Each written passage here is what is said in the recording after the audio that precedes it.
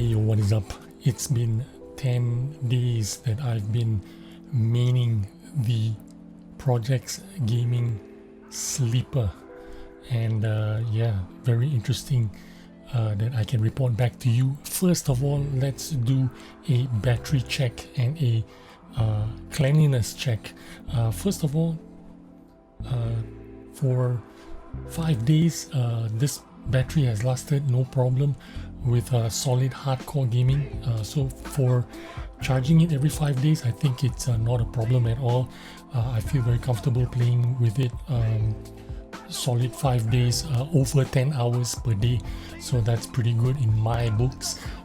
In terms of cleanliness, you can take a look at it. For 10 days I have not cleaned it at all. It has been holding up pretty well. There is a little bit of a mark over here, some little residue. You know, if you compare this to an endgame gear, endgame gear would probably have a shiny spot where the fingers rest, and then a black circle, brown circle around it by the 3rd day easily. And this has lasted a lot longer than that. So for 10 days, I think this is pretty good in terms of durability of cleanliness. So I'll go ahead and clean it after this video, and then I'll have a fresh new mouse again. Now, as for the shape and size, starting from today onwards, I'm going to compare this to a G Pro Superlight, because I realized that not everybody has all the mouses that I may have or my other mouses, but I know that everyone has probably has a G Pro Superlight or has felt a G Pro Superlight or knows what a G Pro Superlight baseline is going to be like. Now, the Sleeper, the Projects Gaming Sleeper, feels like any other regular MB mouse, or you know, a Dragonfly. It's kind of like a slimmer version of a Dragonfly. The waist is kind of like thinner, and it's definitely a fingertip for a bigger hand like mine. My hand is 21.5 by 10, so it's kind of on the larger side. And you know, this is coming from a guy who mained an Ergo for 8 years. Picking up this mouse in my hand it's like the Dragonfly, very comfortable and natural. It's a smidgen longer than the Dragonfly. I think the length is 121.8. Let's call it a 122, while a Dragonfly is like 121. I think that's what it is anyway. I can relax claw. I can pull it near to contact my palm. I always contact my palm at this point anyway. You see it right there. I don't really push it this way. I like to go to the side. So for me, it is absolutely not a problem at all. You know, I can have a relaxed fingertip with this as well, no issue at all. Now, as for the build quality, this is absolutely phenomenal. For a $49 mouse, it's pretty much unbeatable. I've never seen anything with better build quality at this price range. Even the Dragonfly will lose to this. I feel like this is even more solid than a Dragonfly, considering it has a lot of weight reduction on it for better speed, you know what I'm saying? That's because I think, if I'm not mistaken, the PCB itself is doing some of the support. I'm not too sure, but maybe it is. Not sure at all. But it reminds me a lot of the Pulsar X2, the V-Lite, Ultra X-Lite V2, sorry, not Ultra V-Lite. But it has that kind of look, it has that kind of shape, and it has that kind of build quality. Super solid, you know. Out of Chinese company, I think it's not a lot of people do this, but I'll be honest with you, I've only tried a handful of Chinese mouses, so I wouldn't know what a Damo Shark would feel like. For example, I don't know what an Ajaz would feel like, but you know, Maybe because Projects Gaming is actually a Hong Kong / Canadian company, and so maybe they have lower tolerances for their QC, resulting in higher QC standards. The build quality is noticeably good in your hand. It's like holding a branded product. Now, as for the coating, like I mentioned, I did not clean it for 10 days and it held up pretty well, but my only gripe would be it's slippery for my hands. Now, coming from a guy that has very sweaty, you can see the shine on my fingertips. Moisture is already building up. I have clammy, sweaty hands. The temperature is pretty high here. Humidity is pretty high. For 90%, 95% of people, I don't think this coating is going to be any kind of a challenge, any kind of a problem. But for me, real sweaty in a humid condition, in a humid environment, this was a problem for me. It got really slippery very quickly. How could you improve it? I could use grip tape. I try to avoid using grip tape, but if I have to use grip tape, I actually don't have a problem with using grip tape, as I do sometimes. Even with my Dragonfly, I use grip tapes on the side and it helps out a lot. As for the buttons, these are Omron buttons on the 1 and 2, which are really great, and then the 4 and 5 are Kale switches. Now, for a cheap mouse, even for an expensive mouse, this is really good implementation. I think the mouse wheel could be TTC gold, and the sides are Kale, while the mouse 1 and mouse 2 are Omrons that are identical to the Razors. These are Omrons 50 million clicks, and for a cheap mouse, absolutely incredible.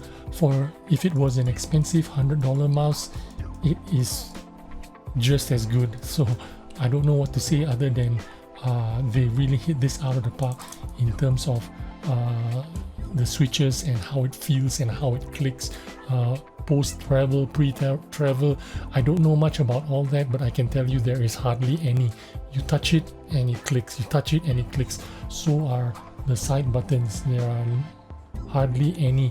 You touch it and it clicks. So I don't know what to say other than absolutely amazing. Now, as for the feet, these are PTFE feet.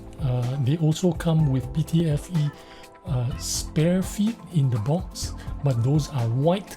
These are black PTFE. Now, I don't know if there's a difference between the white and black ones. I've asked them and they say they are the same thing, but I'm pretty sure that black pigments and white pigments on PTFE make a difference on how they feel on the pad, and the black PTFE feet are slightly slower. I'm pretty sure of that. I'm not 100% sure, but because I've not switched them out, but I'm pretty sure that black pigments make a bit of difference with how they would feel. I know for a fact that black pigments and white pigments for the shell cover makes a difference in how they grip, because I had the white Dragonfly and I had the black Dragonfly. The black Dragonfly had a better grip, so I'm pretty sure it works the same as well for the feet. The color pigments will make some kind of difference. Last but not least, the value for money, no brainer. This is an absolute banger for $49. Unfortunately, this is not available in Asia, but if you are in NA and EU, you can pick this up on Amazon. There is no branding anywhere on top or on the side of the mouses, but you can see the branding at the bottom of the mouse. Projects, sleeper, DPI button on the left, power button on the right. If I tell you the results, which I'm going to right now, it's going to absolutely blow your mind, because I'm going to share with you the results I have on Kovacs. I started 10 days ago with this mouse on the 29th, and I started with the Hayate Otsu used it for 4 days. These are my results. First day, second day, third day, fourth day came crashing down and it wasn't so good. So I decided to switch pads. Every day I would use a different pad, starting with the Aqua Control, not so good result. And then I switched to the ESP Tiger Tang Dao, the new blue one, and I got fantastic result out of it. I think probably my third best highest score. And then the day after the Tang Dao, I switched to the ESP Tiger Grandmaster Link, the one with the pink Uzi. Didn't do too well. The day after that, I switched to the Odin Infinity and did a little bit better. The next day on the IKEA Lance Polare, oh my god, that pad is so bad compared to all the other pads. It was so muddy, slow. It was very bad for micro aiming, absolutely terrible. And on the last day, I was on this pad, the Xtrify. What a beautiful fuzzy surface. I really love the look and feel of this pad, but unfortunately I am getting the worst result on the Xtrify pad.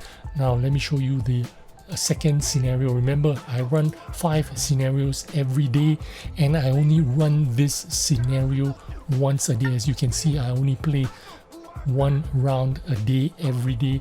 I switch up the pads, I switch up the mouse, and I look at the results. So I started on the 29th, which is this one, with the Hayate Otsu for 4 days. On the third day, personal best with 1 watt 6 targets TE. Personal best with the Hayate Otsu and the Project's Sleeper. Fourth day come crashing down again, and on the 5th day switched to the Aqua Control Plus, normal results. Tang Dao, better results. Grandmaster Link, not so great results. After Grandmaster Link was the Odin Infinity, not so good results, actually the worst of all results out of all the pads. And then the day before yesterday was the IKEA Lance Polare, and then today, my last day, was on the Xtrify again, slightly better result, but still IKEA pad and this pad not the best in terms of performance. Let's look at the third scenario, which is the Fast Strafe. Started on the 29th. Where's the 29th? Right over here. 29th on the Hayate Otsu. 1 day, 2 days, 3 days, 4 days, just average result. As you can see, my highest scores are over here. So this is just average results. Switch to the Aqua Control, still average. The Tang Dao, not so good results. And then the Grandmaster Link, second, third highest score ever, with the ESP Tiger Grandmaster Link, and then the Odin Infinity, and then the IKEA, which is the worst result again, and then today the Xtrify. And that was the fast strafes, the long strafes. Starting on the 29th, this one yielded one of the best results. On the first day, really terrible result with the Hayate Otsu.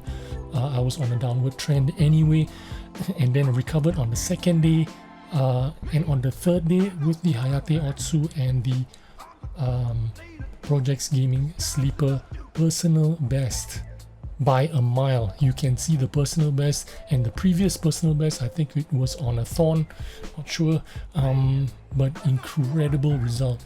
And then I decided to switch up the pad to this is the Aqua Control, and then ESP Tiger Tang Dao, ESP Tiger Grandmaster Link the next day. Hang on, 29th is here. 1, 2, 3, 4. This is still the Hayate Otsu. This is the ESP Tiger Tang Dao. This is the Grandmaster Link. This is the Odin Infinity. No, it's not. 29th. 1, 2, 3, 4. Anyway, the Xtrify result is over here. This is the Lance Polare. This is the Odin Infinity. This is the Grandmaster Link. This is the Tang Dao. Okay, those are anyway. Hit my best score again with the Hayate Otsu. And the last scenario is the Sandbox Intro, and this is yielded the most undeniable best results ever. Starting on the first day with the Hayate Otsu, personal best. The next day, Hayate Otsu again, another personal best. On the third day in a row, Hayate Otsu again, personal best. So 3 days in a row, personal best with the Hayate Otsu and the Project Sleeper. Now, I don't know how many personal bests I've had with this mouse, but it is undeniably producing the best results. This shape is not even my favorite shape, but it is. I'm getting the results. How can I argue with that?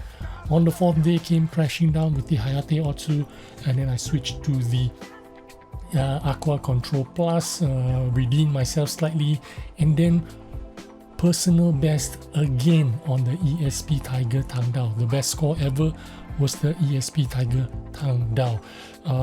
Next day was with the ESP Tiger Grandmaster Ling, and then after that was with the Odin Infinity, also yielding very high scores, very good results.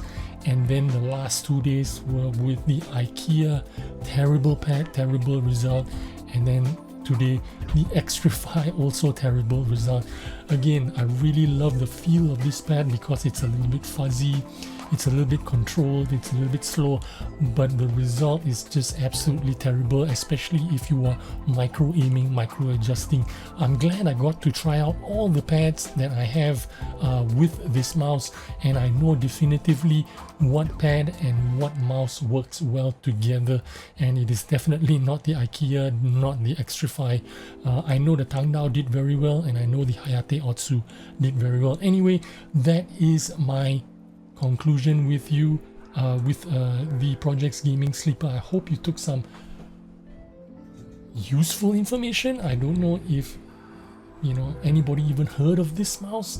Nobody's made any kind of videos about this mouse. I'm the only guy I know doing any kind of videos, but I want to support this company because I feel like Canadian, Hong Kong company, a couple of goofy guys making goofy videos. They have a YouTube channel.